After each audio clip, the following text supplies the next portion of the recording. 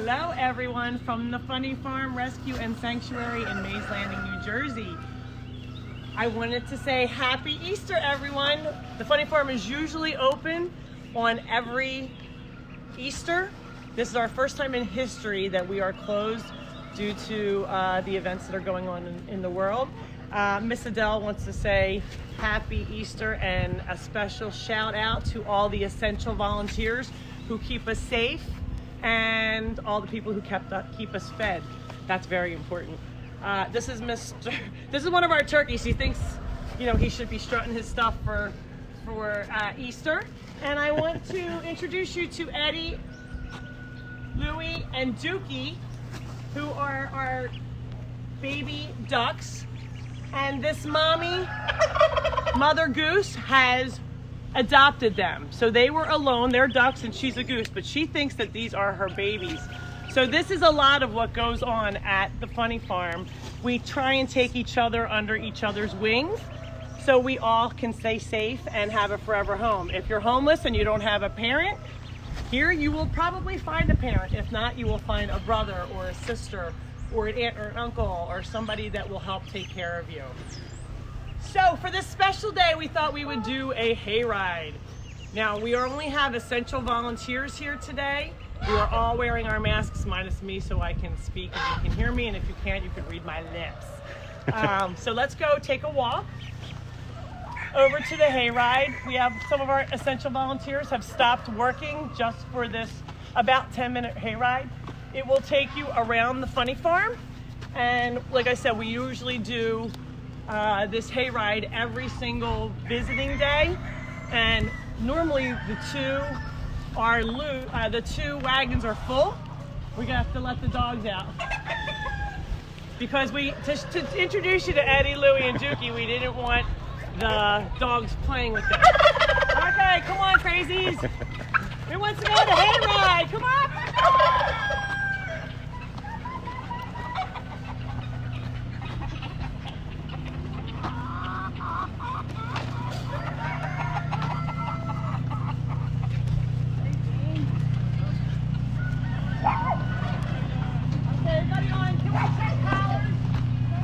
I already took him off.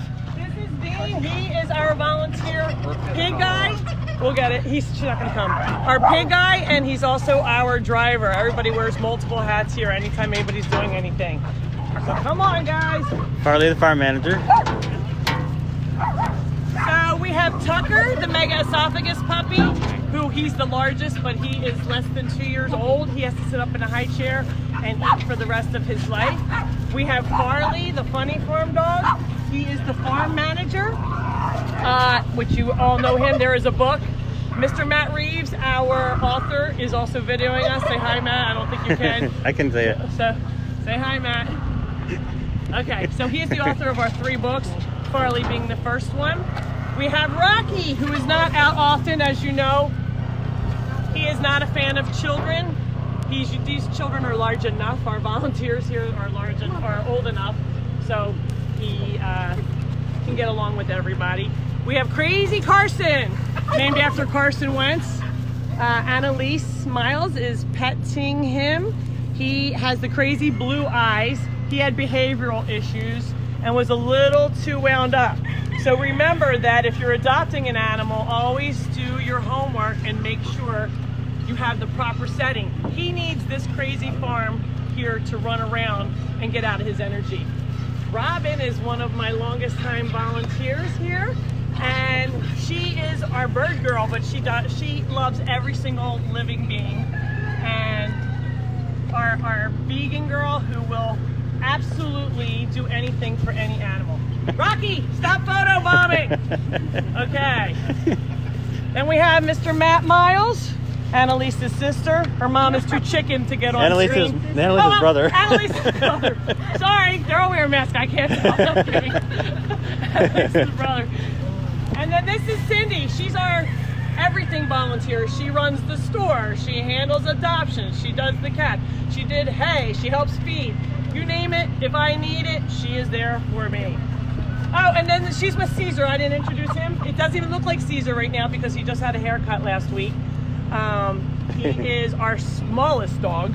We don't usually do small dogs. Oh, Puppy's like, hello, I'm right here. He's our second smallest dog, and he's fairly new to the funny farm. He needed a home desperately. We were going to adopt him out, actually to the Mileses, but he has fit in here so well, we just didn't want him to deprive him of all of his brothers and sisters. And Miss Leslie, who drives 45 minutes away every single Sunday. No matter what the weather, she shows up and does whatever's needed. She does a lot of the crappy jobs, if you know what I mean. She scoops a lot of poop. So thank you so much, you guys, for joining us in. Dean, you want it ready to go? All right, we're gonna, everybody has collars off. This one is just a regular one. Okay, collar off. That's a Yeah, I already regular. took them off. Everybody's good. Yeah, they're okay. good. Brooklyn will not come on the hayride with us. Oh, I didn't introduce Brooke. I'd go show Brooke if you can. Okay. So there's Brooke. She's my worst dog, meaning That's not she true. is the most misbehaved. Oh, there's the white peacock. His name is Ricky. Dean, hold on 1 second. Can you see him? Get over to Robin, please. That is Ricky. He is our peacock. He's the only white peacock. They're kind of rare. He and his wife were the first peacocks here. He got hit by a car and they said he would never walk again. So I asked the vet, is he in pain? And they said, probably not where the back is broken, but he's gonna be paralyzed forever. So of course, as I was driving home from the vet, I'm like, well, if he's not in pain, his wife is gonna be so sad without him. So I thought, well, let's build him that corn crib in the back there behind Ricky. I decided to build that. So he lived in my kitchen for about 2 to 3 months while that was being built. And I would pick him up every day, change his bedding, put him down. And one day I gave him a bath because he had a cut in his back. And when I did, I saw his leg move. And I thought, it's a miracle. My mother helped me. It's a miracle. So I decided to start rehabbing him. I picked him up, sat him down. One day he stood up. Next day he walked, took a step. It took about 3 months and then he was good to go. And now he and his wife had little Lucy. So Lucy and Ricky, the Ricardos, had their baby, little Lucy, and now she has had a baby as well. So there's 3 generations, all because we didn't give up on an animal. We always like to give everybody a chance. You never know. The vets are not always right. I'm sorry, Dr. Milden, we love you, but vets are not always right. Her little toe is hooked in her. Oh, her toe. In her divas. It's caught in her diva sash, which is new, which her seamstress made for her, you know, her own personal seamstress. Okay, now I think we're ready, Dean. Oh, wait, we have to get the dogs. Matt, can you? All right, here they're playing. See why Brooke is always our naughty girl? Tucker, come on. Come on, Tucker, you can jump up. Let's see if you can. Come on, Focus! All right, they want you to help, Matt. They're being babies. Come on, they can jump right up when they want, but now they're like, please, baby me. All right, come on, up, Tucker. Go. Let's go. All right, Brooke's not coming. She won't come. She's afraid. She heard how Dean drives, so she does not want Today's to his show first up. day. There you go. All right, now we're ready. All right, Rocky, you have to stay on. So everybody has their mask on. Thank you. What's that? Everybody has their mask on, right? Everybody has their mask on. We're relatively 6 feet apart. Every volunteer that is here are essential volunteers. They have helped me through this whole thing. We miss a lot of our older volunteers that we have decided it would be safer for them to stay home. But it takes a village to run the funny farm. We had the horses and the cows in the back. These are our very sweet horses. We do have other horses that during visiting day, they are usually, hey Mike, one of the volunteers who's working, not on the hayride. Happy Easter, Mike. You can see he is doing that fun job of scooping poop, which is a daily activity here at the funny farm because we have a lot of critters. So that has to get done every single day.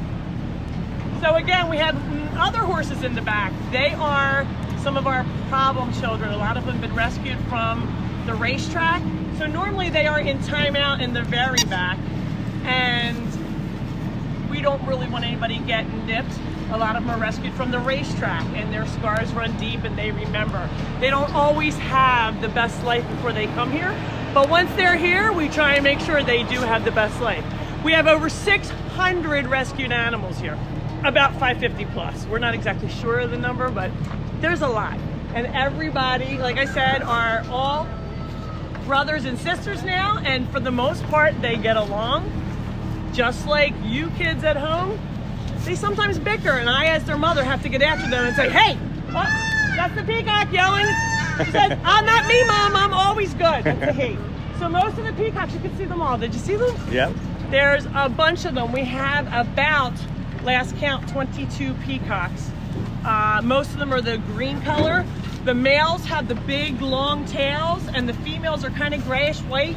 So I always say, only in humans are the females prettier than the males.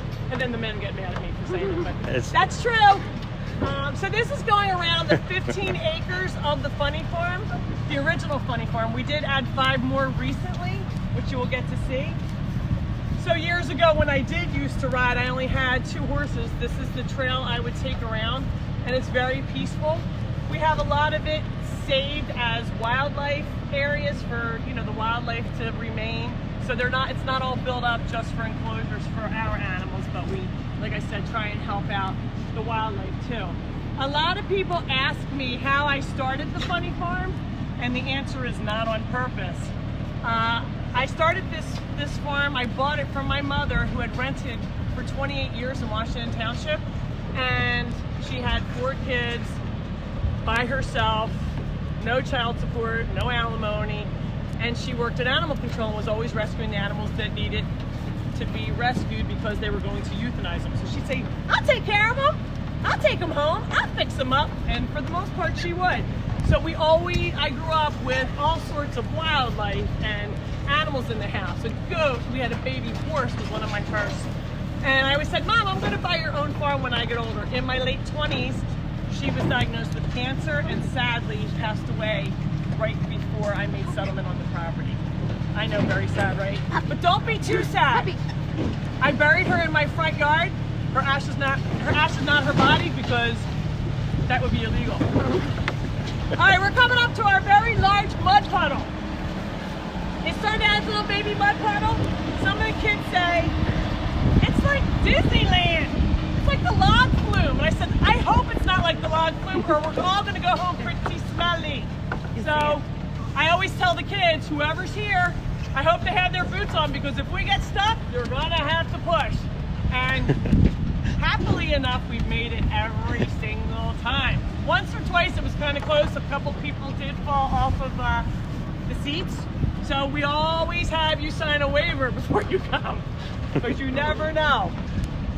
So again, this is part of the woods that we have at the Funny Farm. There are the pine lands. We are only open on Tuesdays and Sundays. Normally, after all of this mess gets behind us, we're open Tuesdays and Sundays from 8 to 4, no matter what the holiday. Easter, we would be open. If it lands on a Sunday or a Tuesday, we are open. We do not get any government funding. It's all run on donation. And my job, I work at the FA Technical Center as a graphic designer and photographer, and that's how I was supporting the animals for the first 12 years. And then when I got over the amount that I could afford, I said, wow, I can't afford to feed these animals and my mortgage. What am I going to do? So I became a nonprofit just so I could get a tax break on my feed. To feed these animals is about $5,000 a month. So happily, I can say that. Happily, I still have my job. As long as I still have my job, no matter what, I will always make sure these animals get fed. And thanks to a lot of you who have still made donations to us, even though this is hard for everyone out there. We appreciate everything. We are selling eggs outside, contactless, and everybody has been so generous. The eggs are $3, we're getting a 20 for, 1 dozen eggs. So thank you so much, because that equates into a bag of food each and every time. So every little bit helps, so appreciate that very much. We're going to be coming up around our bend. I wanted to tell you, we had our first outside wedding here underneath of our big tree. And I bet a lot of you know Cowboy, our naughty goat. You have to be very animal friendly, and it takes a special couple to get married at the Funny Farm.